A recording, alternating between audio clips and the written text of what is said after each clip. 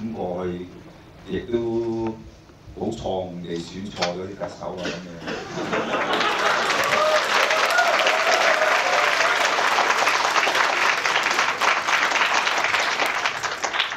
做錯就要認啦。咁但係即係個制度之下，如果係錯嘅有得改嘅，咁即係希望有得改。如果即係真正有個普選嘅，係有得改。當時我同阿蔡堅啦，同埋史泰國同好多人都係選咗去呢個選舉委員會。當時我哋呢個學會都做咗個民調，做個民調咧就係話分開咗啦，問翻嚟。最多選邊個嘅，我哋就跟嗰個民調去做。當時咧好可惜，最多嘅咧係37%係梁振英。咁我哋咧就係根據佢嘅承諾，我哋就選梁振英咯。咁我一路之後都俾人好多人鬧，搞錯。中聯辦曾經揾過我2次，831之前、831之後，就問我睇法。我話如果你咁樣嘅做法，一定一拍兩散。咁結果第2次再嚟，我就話一定係一拍兩散嘅。咁而家我睇法係冇變嘅，去到最後呢個係過唔到嘅。全票制居然仲可以擺喺呢一本咩北京課室入邊咧？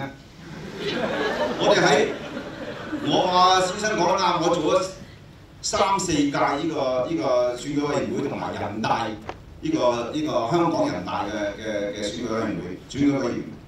咁選舉委員人大咧話，哇規定我一定要剔40幾個、50幾個全票，我都唔識得嗰班人，唔識得嗰班人佢叫我剔，咁我點剔咧咁樣？次次去到都係唔剔咧就當係白卷，因為我之前我要求做一個831嘅問卷，即係睇業界對831嘅睇法。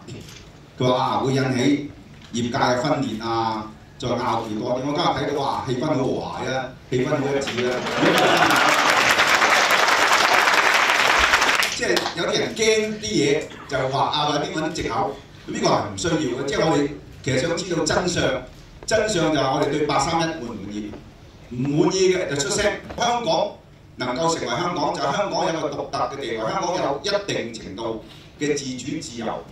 即係話呢個連呢個都冇嘅，變咗係國內一個省一個市，連一個 showcase 都唔係嘅，點樣可能夠作對台灣作一個示範？